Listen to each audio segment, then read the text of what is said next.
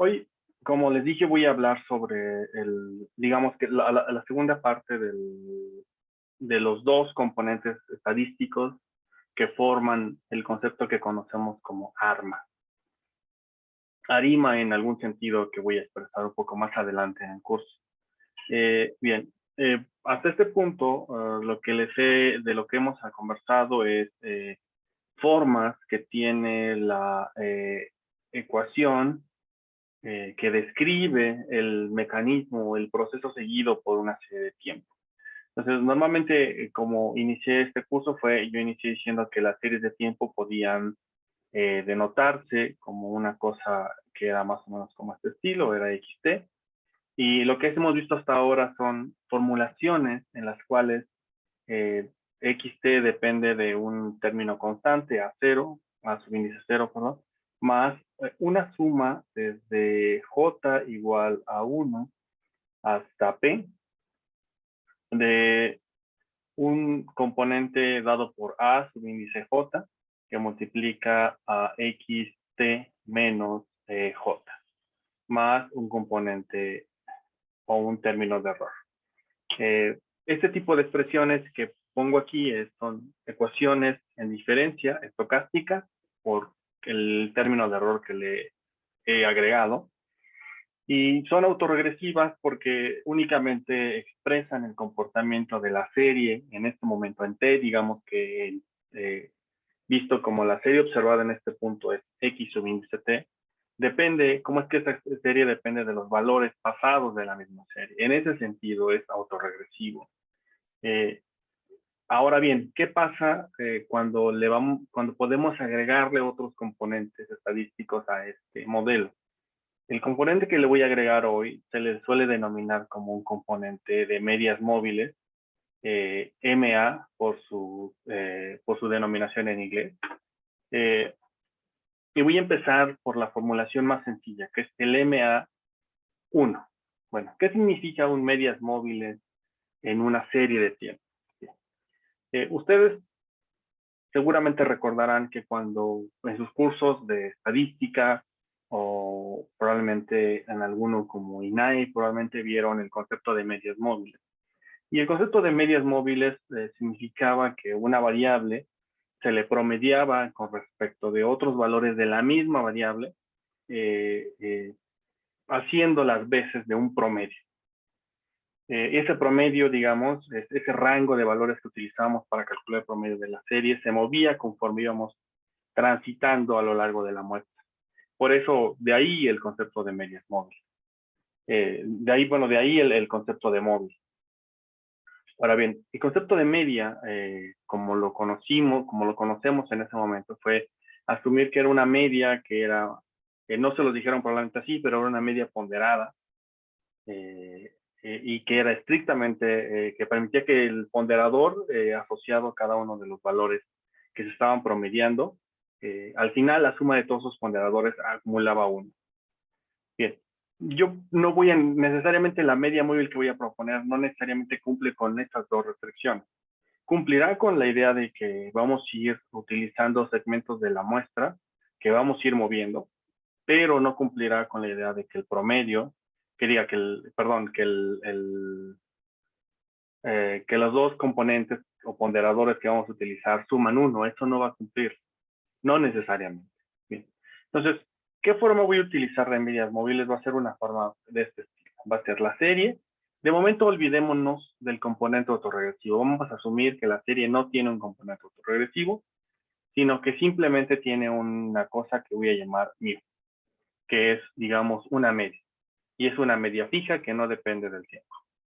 Es mu. Más adelante voy a asumir que mu depende del tiempo, y entonces en ese momento hablaré por qué puede depender del tiempo. Pero ahorita solamente diremos que mu es una constante. Más un componente estocástico asociado con el U de T, que es un ruido blanco, un proceso puramente aleatorio, menos B1, un coeficiente, que va a multiplicar al término estocástico o al proceso puramente aleatorio, pero del momento del periodo inmediato anterior. Entonces, ¿Cómo es que esto es un proceso de medias móviles? Bueno, es un proceso de medias móviles porque lo que está pasando en cada uno de los momentos es que el valor que le vamos a incorporar como efecto estocástico a la serie, es decir, a la serie XT le vamos a agregar un componente estocástico que va a ser el promedio de lo que valga UDT en este momento menos el valor ajustado por un coeficiente beta B1 del término estocástico del periodo inmediato anterior. Entonces es como el promedio de los dos procesos estocásticos observados, el de este momento y el del periodo inmediato anterior. En ese sentido es promedio móvil, porque se va moviendo. Ahora bien, no necesariamente es un promedio móvil tradicional como lo conocemos, porque el que conocemos, los coeficientes asociados a cada uno de los componentes que se están promediando normalmente suman 1. En este caso no hay garantía de que 1 menos beta 1 sea igual a 1. Esto no necesariamente es cierto. Entonces, digamos que en este punto no vamos a decir que es promedio móvil en ese sentido. Vamos a decir que es un promedio móvil muchísimo más, en un concepto muchísimo más amplio. No estamos restringiendo el coeficiente asociado a esta ponderación de valor unitario. Bien, ahora, entonces, si este es el nuevo proceso que va a describir a la serie, hablemos un poquitito de cómo se ve la solución de este tipo de ecuaciones. Porque si se dan cuenta, esta ecuación que estoy mostrando aquí es una ecuación que sigue siendo una ecuación en diferencia de primer orden. ¿Cuál es la diferencia respecto del AR1? Porque este sería como su equivalente, si lo pensamos de esta manera. Es decir, existe un AR1, existe por otro lado un MA1. Entonces, una pregunta que probablemente pueden tener en este momento es decir, bueno, es que el AR1, y lo voy a escribir aquí abajo, lo voy a poner en azul. Voy a borrar esta parte de aquí abajo para no confundir con mi exposición que voy a hacer ahora. Si ustedes recuerdan, el AR1 era una cosa de este estilo. Era XT es igual a 0 más XT menos 1 más UDT. Entonces, pensemos un poco. La ecuación que está en azul es una ecuación en diferencia de primer orden. Estocástica, porque le agregué el término de error. Pero es una ecuación de diferencia de primer orden. ¿Quién es la variable que me permite decir que es una ecuación en diferencia? Bueno, la variable que me está definiendo este concepto es XT. Es X, bueno, la serie. Aquí está la serie en T y aquí está en su diferencia, en su primer rezago, digamos. Entonces, por lo tanto, es una ecuación en diferencia de orden 1. En la ecuación que está en blanco, si ustedes se dan cuenta, también es una ecuación en diferencia de primer orden, pero en términos de U. Aquí está U de T y aquí está U de T menos 1. Vamos a reagrupar estas dos ecuaciones. Voy a reagruparlas de la siguiente manera. El MA lo voy a reagrupar de esta manera. Voy a decir que MA1 se puede reagrupar como XT es igual a mu más 1 menos B1 que multiplica, perdón, 1 menos B1. Noten que voy a hacer la operación completa, perdón, para no confundir. Va a ser más U de T menos B1 que multiplica a L de U de T. Agarré el operador rezago y lo implementé. Por otro lado, el AR1 se ve de la siguiente manera. Se ve como XT es igual a 0 más A1 que multiplica a XT menos 1 más U de T. Hagamos una segunda iteración en términos de, bueno, a este también le voy a aplicar el operador rezago. Esto me falta. Hagamos una segunda iteración y agrupemos términos. En el caso de las X las voy a dejar del lado izquierdo del signo igual y en el caso de la azul las voy a dejar del lado derecho. Entonces, el MA1 se verá de esta forma. Se verá como XT es igual a mu más 1 menos B1 que multiplica L por U de T. En el caso del AR1, se va a ver, ahora lo voy a poner en azul para que se distinga. El AR1 se vería de la siguiente manera. Se vería como, voy a despejar de este lado del signo igual a xt menos 1, entonces esto me va a quedar como 1 menos A1 que multiplica a xt es igual a A0 más U de t. ¿Notan la similitud que existe en los dos procesos? Es decir, por un lado, el MA1 es una ecuación que se puede escribir en términos del operador rezago, visto como variable aleatoria o como variable que depende del tiempo, perdón, o como la serie de tiempo AU. El AR1, por el contrario, quien es la serie de tiempo es X de T. Bien, esta característica que vamos a ver, o que estoy mostrando en este momento en el caso del MA y del AR1, se va a mantener a lo largo de todo el curso. A lo largo, de hecho, hasta que concluye el concepto de ARMA. Siempre voy a poder hacer equivalencias, es decir, voy a poder ver cómo un AR1 puede reexpresarse como un MA de un orden que todavía no escribo, pero lo voy a hacer. Y viceversa, un MA siempre lo voy a poder reexpresar como un AR, también de un orden que en su momento hablaré, bajo ciertas condiciones. Entonces, este cambio de posibilidades entre un AR y un MA es lo que se le suele decir en la literatura como invertibilidad. Esta posibilidad de invertir los procesos. Es decir, puedo ver a un AR como un MA y a su vez puedo ver a un MA como un AR.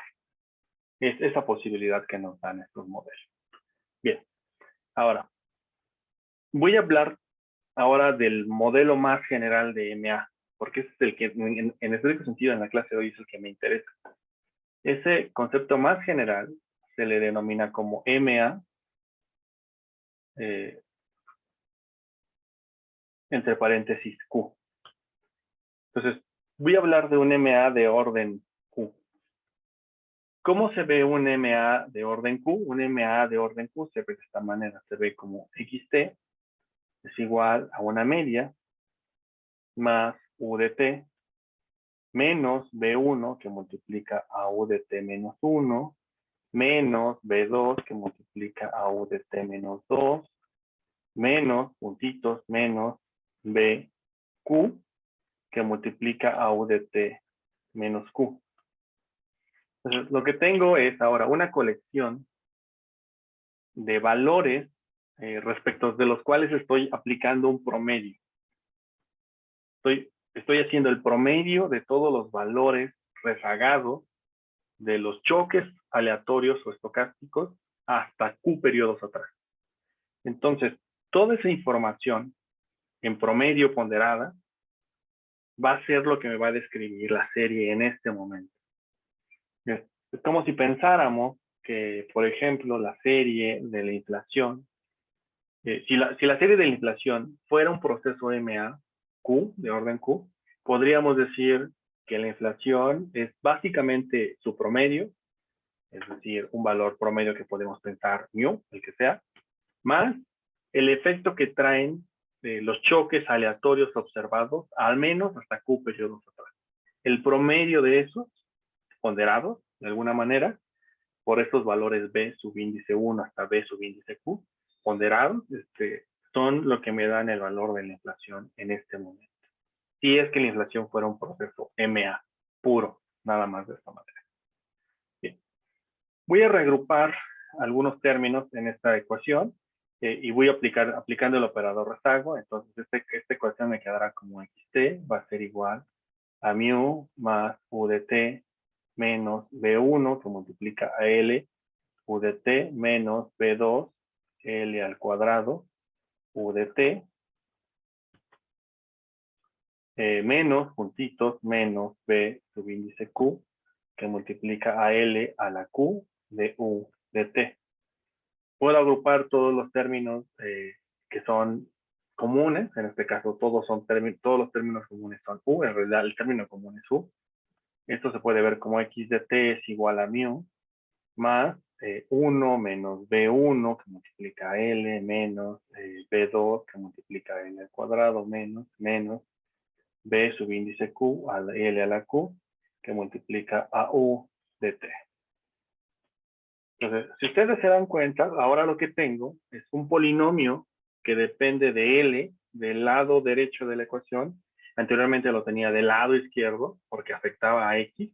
Ahora afecta a U. Entonces, esto lo puedo escribir como XT va a ser igual a mu, más un polinomio que voy a denominar como beta, que depende de L, que multiplica a U de T. Este polinomio beta, que depende de U de T, es un polinomio que le voy a denominar polinomio característico, al igual que le denominé polinomio característico en el caso del R. Entonces, voy a solucionar este tipo de problemas de la misma manera en que lo hacía para el caso R. En el caso R, si ustedes se acuerdan, teníamos un polinomio alfa, el cual suponíamos que existía un alfa inverso. En este caso voy a suponer que existe un beta inverso, un beta a la menos 1, que cuando lo multiplico por beta de L es igual a 1. Suponiendo que esto existe, entonces a este proceso lo puedo reescribir como, voy a poner ahora a U del lado izquierdo del signo igual, entonces quedaría como U de T va a ser igual a beta a la menos 1, que multiplica L, que multiplica XT, menos beta a la menos 1, que multiplica L, que multiplica a mu. Pasé a mu también del otro lado del signo. Ahora bien, mu es una constante. Les decía, en este punto es una constante, entonces no se había afectado por el polinomio que depende del operador rezago. El único elemento que sí es una serie de tiempo y que puede verse afectado por el polinomio es x de t. Entonces voy a suponer que también, como lo hice en el caso del R, que existe una solución para esta expresión de polinomio o de inverso del polinomio. Y esa expresión va a estar dada por una cosa que voy a escribir de la siguiente manera, que va a ser igual a u de t, va a ser igual, voy a poner primero la parte constante, que en este caso es mu, va a ser menos mu dividido entre 1 menos B1 menos B2 menos puntitos menos BQ.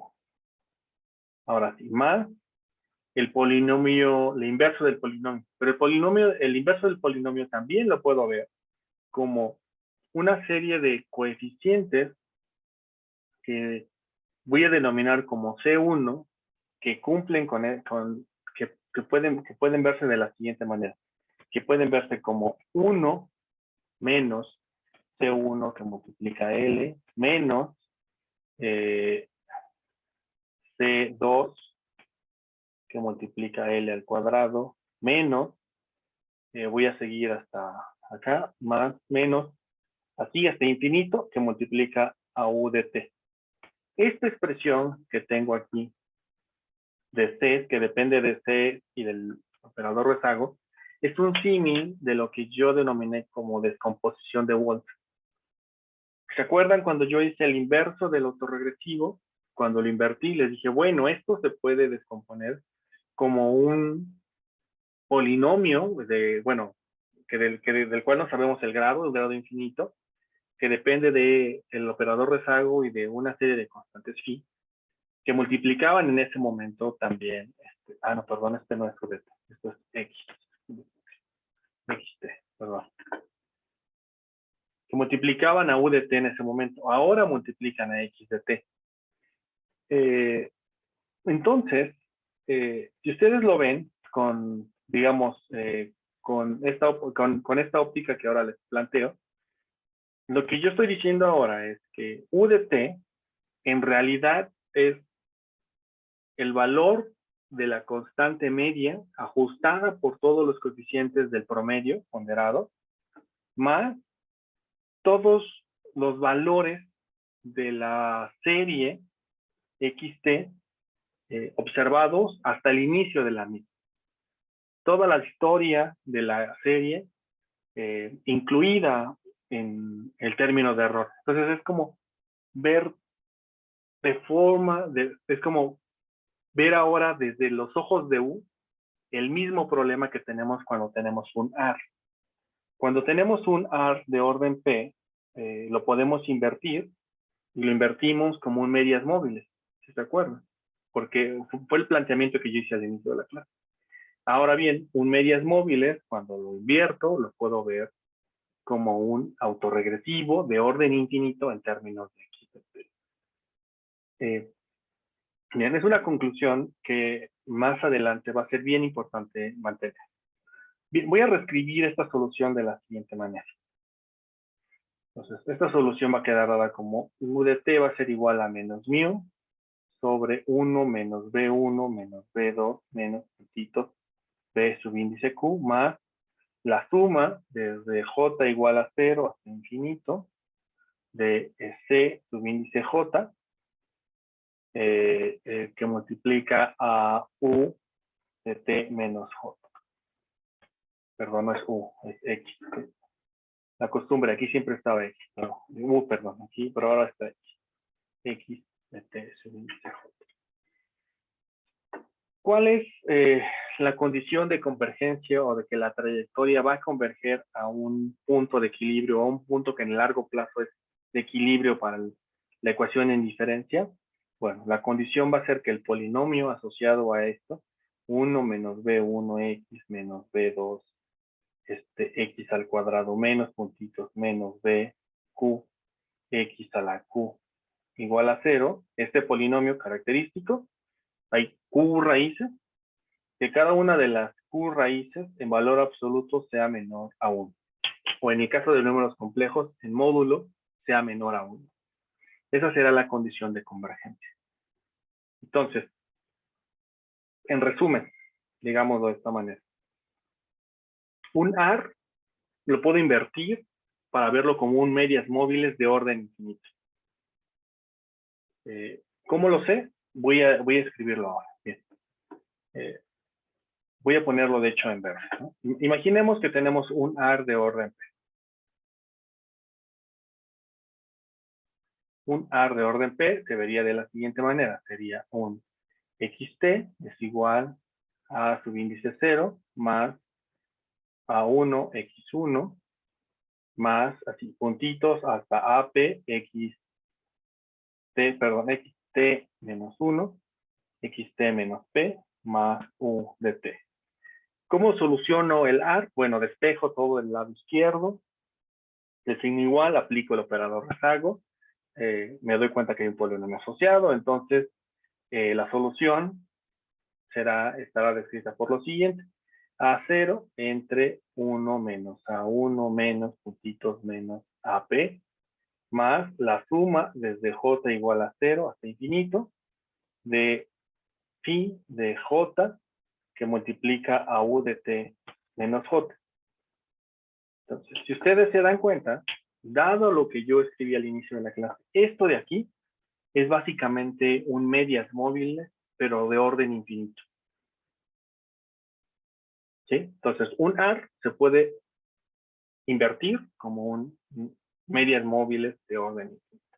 Ahora veamos un MAQ, y ese lo voy a poner en azul. ¿Cómo es un MA? Un MA de orden Q. Bueno, un MA de orden Q es de la siguiente manera. Es XT igual, asumimos una constante, más U de T menos B1 U de T menos 1, menos B2 U de T menos 2, menos puntitos, menos B subíndice Q U de T menos Q. Entonces es un medias móviles de orden Q, ¿sí? Porque solo llegamos hasta el Q, hasta el rezago Q. En el caso de aquí arriba regresamos hasta el rezago infinito. Bien. Si construyo el polinomio igual, agrupo todo y aplico el operador rezago, despejo todo del lado izquierdo y pongo a U primero y luego a X del lado derecho. Entonces, la solución en términos de U va a estar descrita como va a ser igual a menos mu sobre 1 menos B1 menos B2 menos BQ más la suma desde J igual a 0 hasta infinito de C subíndice J que multiplica a X de T menos J. Entonces, y si ustedes se acuerdan, como es en términos de X, es un AR.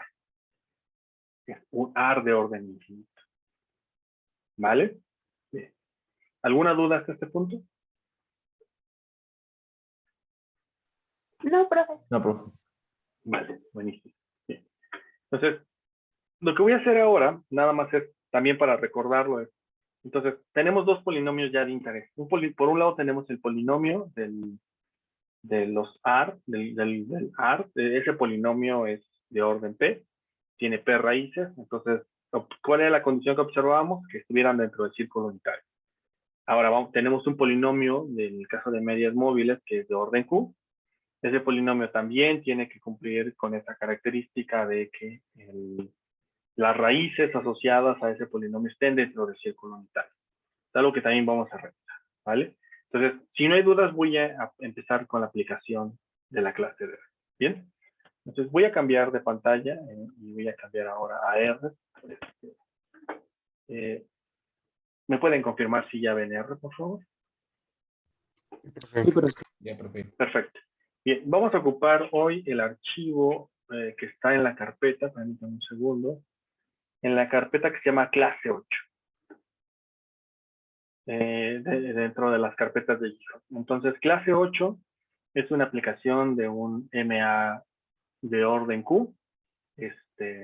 Como siempre, yo no voy a mostrar los resultados de este Markdown dentro del código. Entonces voy a dejar aquí como opción del chunk inline para que vaya arrojando los resultados aquí mismo. Entonces, bueno, ¿qué librerías voy a utilizar? Perdón, bibliotecas, son ggplot, dplyr,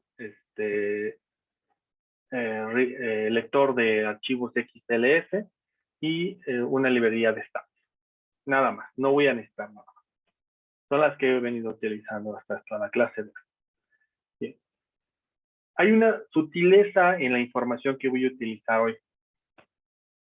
La información que voy a utilizar hoy es una base que se llama base transporte-arima XLSX. Es, digamos, la misma base que veníamos utilizando con una variación, que ahora le voy a agregar variables dummy a la tabla. Entonces, voy a importar la tabla y la conversamos.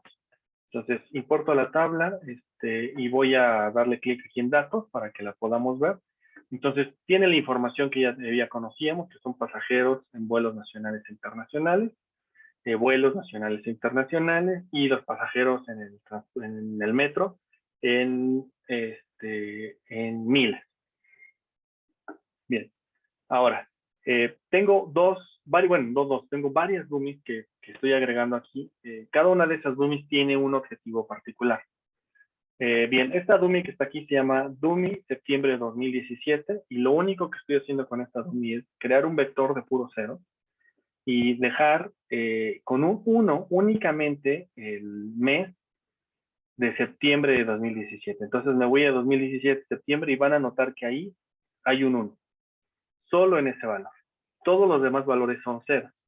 Esta dummy lo que pretende hacer es capturar estos efectos exógenos que hemos venido observando en los residuales y que son exógenos en términos de que no corresponden con ninguna información que esté asociado al mecanismo o al proceso generador de datos asociado con la variable de interés. Y así, de esa misma manera como agrego esta dummy, voy a agregar otras dummies. Por ejemplo, dummy octubre de 2017 quiere decir que esa va a tomar el valor de 1 únicamente en octubre del 2017, entonces me voy a octubre y aquí está en un 1. La siguiente es febrero 2020 y será lo mismo. Y así sucesivamente hasta la de mayo de 2020. Perdón, hasta la de enero de 2021. Son dummies que son muy puntuales, es decir, toman el valor 1 solamente en un mes muy específico, en un punto de la serie muy particular. Hacia el final agrego dos series más, que son D-N y D-Dic. Son dummies que lo que van a capturar son otro tipo de fenómenos que también son exógenos a la serie misma, pero que sí podemos controlar. ¿qué tipo de fenómenos son los que pretendo capturar con estos dos dummies? Son fenómenos de estacionalidad. ¿Por qué? Porque son dummies que van a tomar el valor de 1 para todos los eneros y 0 en todos los demás casos. Por ejemplo, en el caso de la que se llama DN, en la que se llama DEDIC, es el caso en el que toma ceros en todos los meses, excepto en los diciembre. Entonces, ¿qué es lo que pretende hacer esa dummy? Capturar el efecto que tiene, digamos, esas situaciones estacionales que son muy comunes en muchas series. Concretamente con la serie que vamos a trabajar hoy también tiene un problema de estacionalidad, pero lo voy a conversar un poco más adelante. Bien, cierro el viewer del data frame. Bien, ahora voy a importar dos funciones de forma similar a como lo hice cuando hice el AR de orden P.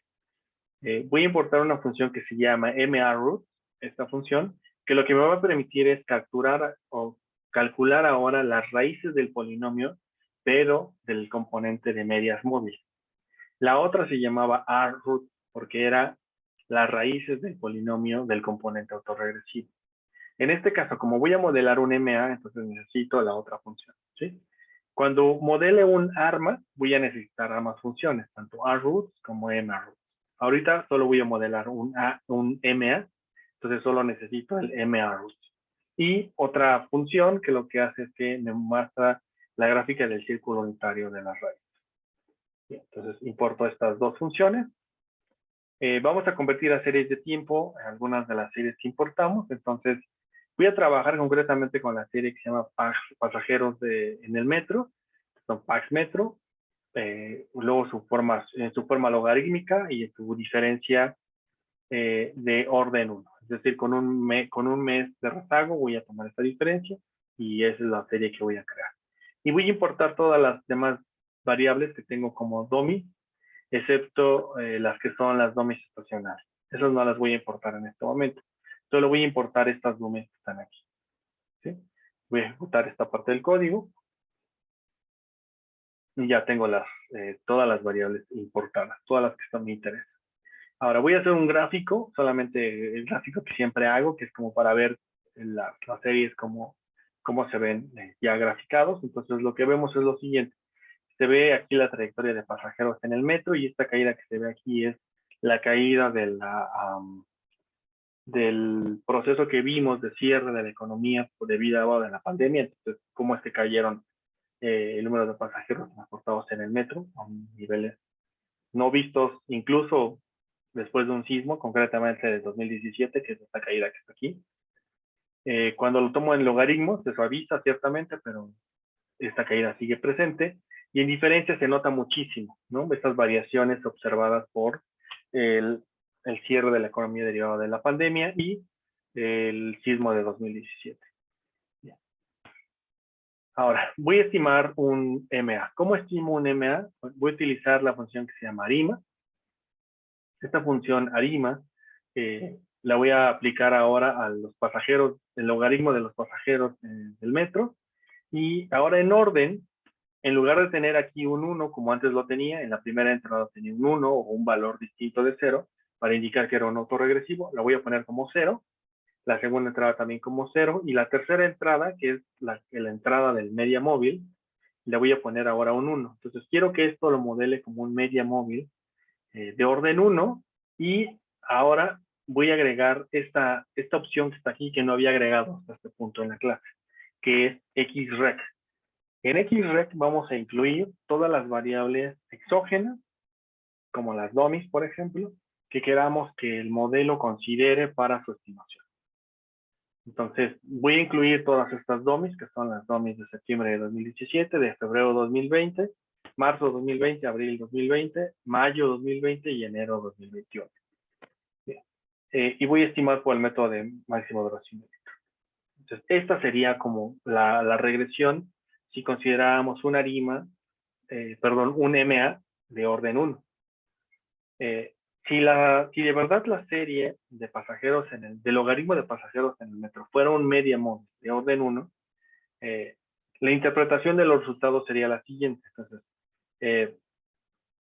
querría decir que el choque o el shock, como queramos decirle, del error pasado en el mes inmediato anterior, aporta como el 79% de ese choque tiene un efecto sobre el actual comportamiento de la serie. Y tiene un efecto positivo, ¿sí? Es decir, aporta positivamente al comportamiento de la serie.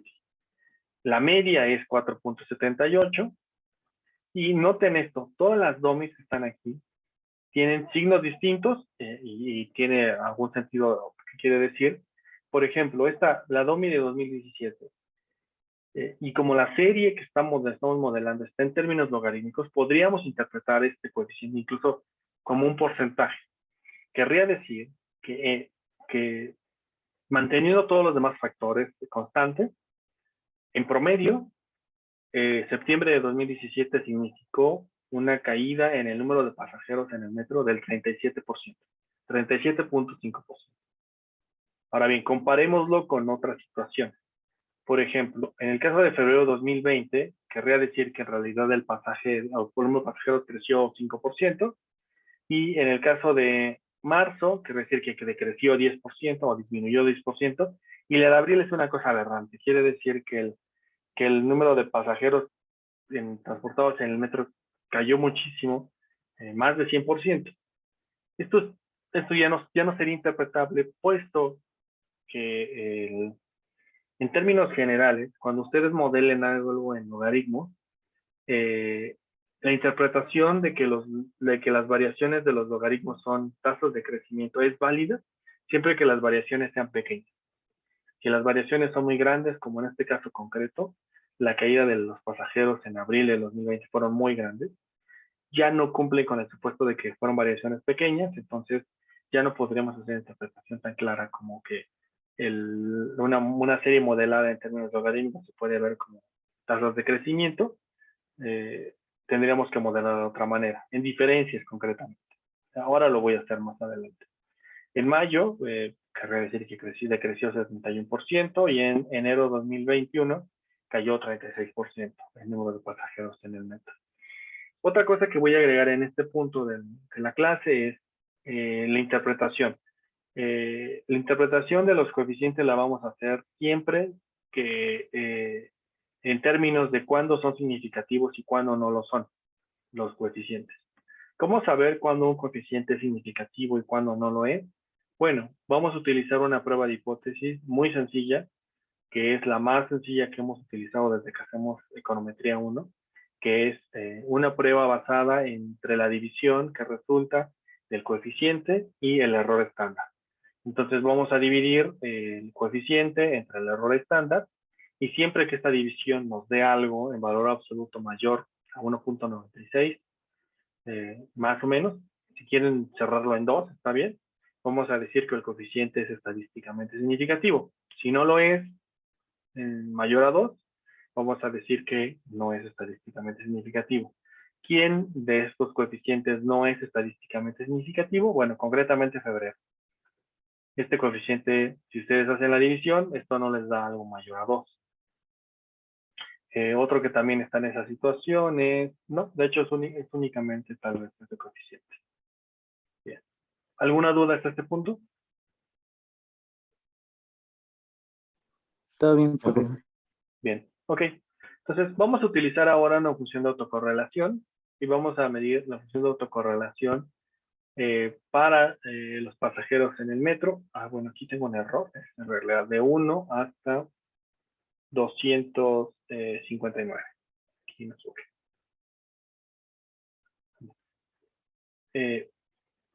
Si hacemos toda la función de autocorrelación, se van a dar cuenta que tiene este tipo de situación. Entonces, es una función de autocorrelación que viene decreciendo y que decrece y de repente cambia, digamos que cambia, hace este cambio, esta fluctuación como que quiere regresar, pero no lo hace tan bien, sino como que mantiene esta fluctuación.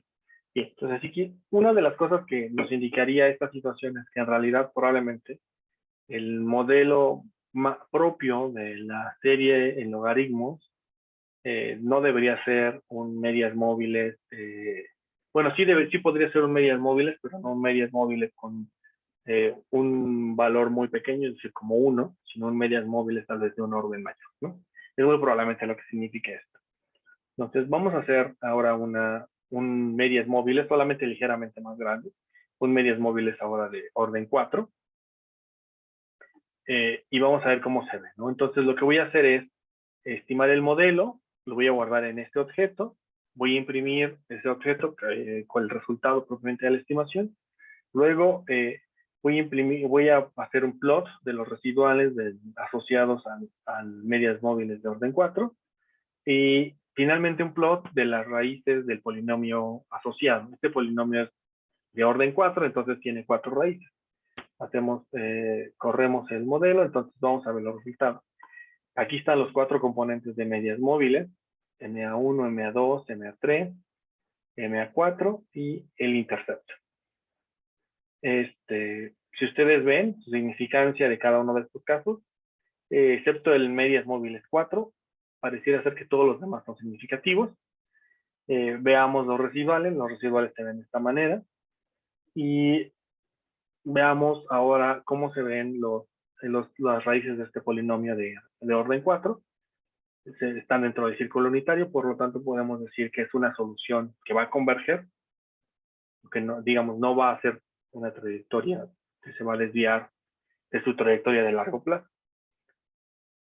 Bien, ahora, vamos a hacer el mismo modelo de orden 4, pero ahora agregando variables exógenas. ¿Por qué necesito variables exógenas? Me voy a regresar aquí a los residuales. Observen cómo es que tengo, en términos de los residuales, tengo esta variación abrupta que existe en septiembre y octubre de 2017 y estos cambios abruptos que ocurrieron muy probablemente muy a inicios de 2020 y a inicios de 2021, que son estas variaciones asociadas con el cierre de actividades por la pandemia. Los voy a incluir aquí con estas dummies que están aquí. Voy a repetir lo mismo que hice anteriormente, pero incluyendo en el modelo estas dummies. Entonces, cuando lo hago, voy aquí a mis resultados. Bueno, aquí están mis resultados. Lo que veo es los coeficientes del media móvil 1, 2, 3, 4, el intercepto y cada uno de los coeficientes asociados a cada una de las dummies. Vamos a ver los residuales. Noten como si hay un cambio significativo en los residuales. Ahora ya no están esos quiebres abruptos o esos saltos abruptos de septiembre de 2017 y hacia estas fechas, hacia 2020, 2021, ya no están esos cambios abruptos, pero sí hay un quiebre de los residuales. ¿Alguno de ustedes tiene idea de cómo corregir, dadas las dummies que yo les ofrecí ahora, si yo les dijera cómo corregir este problema en residuales, ahora una vez que ya quité esos choques exógenos asociados con meses particulares, ¿cómo corregiría estos residuales para que se vieran todos como esta cosa oscilante alrededor de un valor, de una media, muy probablemente 0, pero que se viera compacto y que no se viera este quiebre? ¿Cómo lo corregiría? ¿Alguno de ustedes se les ocurre algo?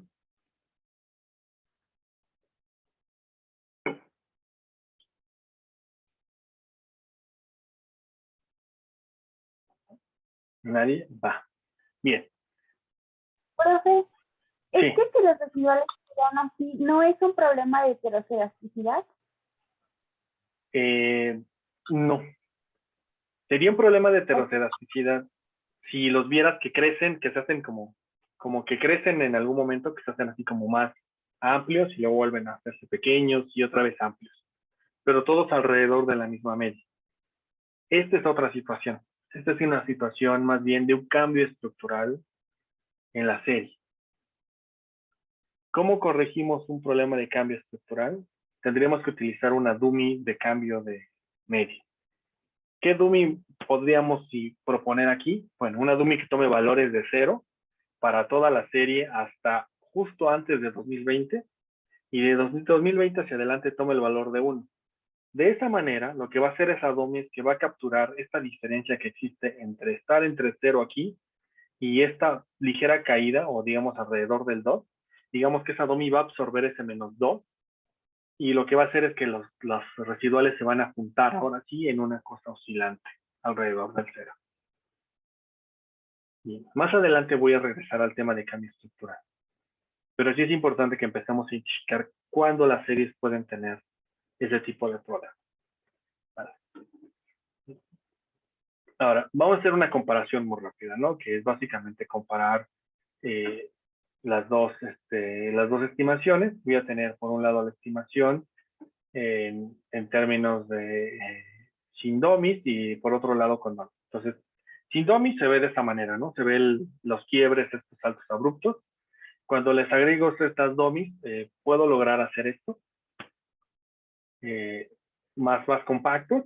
Le quité el problema de 2017 y estos cambios abruptos de 2020, pero sigo teniendo este problema de que no necesariamente tiene un cambio estructural a serie. Es decir, ¿desde cuándo lo pudieron haber visto? Me voy a regresar un poco hacia atrás. Desde aquí. Esta serie aquí en verde. Si ustedes observan la serie y cómo venía evolucionando, claramente esto que ocurrió aquí después de 2019, concretamente inicios de 2020, es un cambio estructural en el comportamiento de la serie. Es decir, la serie ahora ha tomado una trayectoria muy probablemente muy parecida a su historia, pero en otra media, en una media inferior. Es decir, hay un promedio de pasajeros transportados en el metro que ahora va a ser el promedio que va a continuar la serie. Al menos pareciera ser, no sabemos, bueno, en realidad yo no sé hasta este punto si tal vez esté la información de agosto y la de septiembre todavía no esté lista, pero si supusiéramos que la serie se mantiene alrededor de este valor y que sigue creciendo más o menos, digamos, este nivel donde está en este momento la serie en verde, podríamos decir que ha habido un cambio estructural en el comportamiento de esta serie. ¿Qué cambios estructurales seguramente ustedes conocen bien? Por ejemplo, el crecimiento del PIB. Hubo un cambio estructural significativo en 2008. Eso es muy claro. Es de los más importantes que solemos estudiar. Y muy probablemente este de la pandemia será otro cambio estructural, al menos en el PIB también, que vamos a estudiar muchísimo en el futuro. Ahora me regreso a mi problema que tenía aquí abajo. Comparemos las raíces de los polinomios. Entonces son ambos polinomios, tanto con domis como sin domis. Son polinomios que significan un proceso que es convergente. Sin embargo, en este punto muy probablemente este no es el modelo óptimo de esta serie, porque son medias móviles de orden 4, muy cortito, muy poquita información. Probablemente necesitaríamos hacer otras cosas. ¿Cómo qué cosas podríamos hacer? Bueno, podríamos modelar la serie en diferencia. Esa podría ser una solución. Entonces, por ejemplo, podríamos regresar aquí a nuestro modelo que está aquí y en lugar de modelarla aquí, la podríamos modelar en diferencia. Simplemente le agrego una D aquí. Repito el ejercicio. Igual, que son 4 rezagos, pero en diferencia ya se ve de esta manera. Igual tiene estos choques. Me voy aquí, la puedo modelar también en diferencia, le pongo una D aquí. Repito el ejercicio.